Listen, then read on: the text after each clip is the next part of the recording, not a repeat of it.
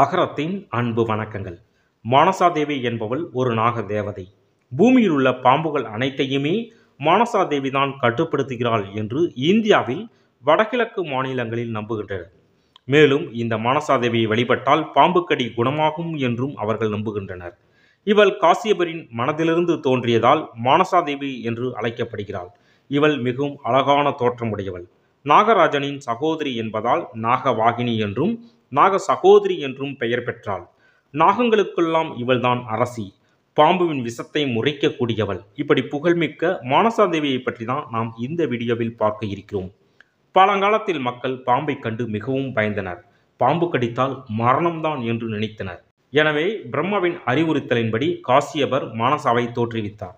பாம்பு கடித்து இறந்தவர்களை சிவன் நினைத்து உயிர்ப்பிக்கும் கலையை இவள் கற்றாள். ஒருமுறை மானசாதேவி பகவான் கிருஷ்ணரை புஷ்கரத்தில் பூஜை செய்தாள். இதனால் பகவான் கிருஷ்ணர் இனி உன்னை உலகம் முழுவதும் பூஜிக்கும் என்ற வரத்தை கொடுத்தார். ஜரக்கரு என்ற முனிவரை மானசாதேவி திருமணம் செய்து கொண்டார்.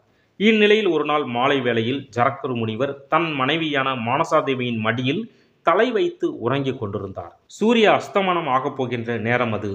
ஜரக்கரு எழுந்து மாலை வேளை சந்தியாவந்தனம் செய்ய வேண்டும். ஆனாலும் அதனை மறந்து அவர் உறங்கிக் கொண்டிருந்தார். அதனை கண்ட மானசாதேவிக்கு தர்ம சங்கடமான நிலை ஏற்பட்டது. ஏனென்றால் அவரை எழுப்பவில்லை என்றால் சந்தியாவந்தனம் செய்ய முடியாமல் போகும். இதனால் அவருக்கு பிரம்மகத்தி தோஷம் ஏற்படும். ஒருவேளை அவரை எழுப்பினால் அது மிகப்பெரிய பாவம்.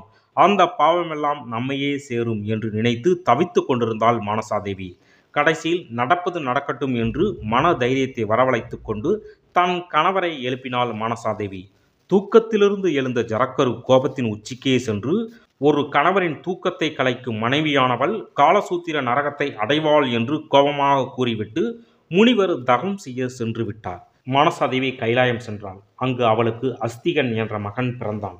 அவன் சிவனின் அருளை பெற்று வளர்ந்து வந்தான். மானசாதேவியோ மீண்டும் தன்னுடைய கணவருடன் வந்து சேர்ந்து விட்டாள். அவ்வேளையில் பரீட்சித்து மன்னனை தக்சன் என்ற பாம்பு கடித்து விட்டது. இதனால் கோபம் கொண்ட பரீட்சித்தின் மகனான ஜனமேஜயன் தக்சன் உட்பட அனைத்து பாம்புகளையும் அழிக்க சர்ப்ப யாகம் ஒன்றை நடத்தினான். அனைத்து பாம்புகளையும் அந்த யாகத்தில் வந்து விழுந்து இறந்து போயின. இதனை கண்ட தக்ஷன் இந்திரனிடம் சென்று சரணடைந்தான். இதனால் இந்திரன் மானசாதேவியை பிரார்த்தனை செய்தான். மானசாதேவி தன் மகனான அஸ்திகனை அனுப்பி தக்ஷனை காப்பாற்ற ஆணையிட்டாள். அஸ்திகன் தக்ஷனை காப்பாற்றினான். இதனால் இந்திரன் மானசாதேவியை வணங்கினான். எனவே மானசாதேவியை பூஜிப்பவர் பாம்பை கண்டு அச்சம் கொள்ள தேவையில்லை என்று பக்தர்கள் நம்புகின்றனர். இதுவே மானசாதேவியின் கதையாகும். மேலும் இதுபோன்ற ஆன்மீக கதைகள், கோயில் வரலாறுகள் போன்றவற்றை தெரிந்து கொள்வதற்கு மறக்காமல் நம்மளுடைய சேனலை சப்ஸ்கிரைப் பண்ணுங்கள். நன்றி.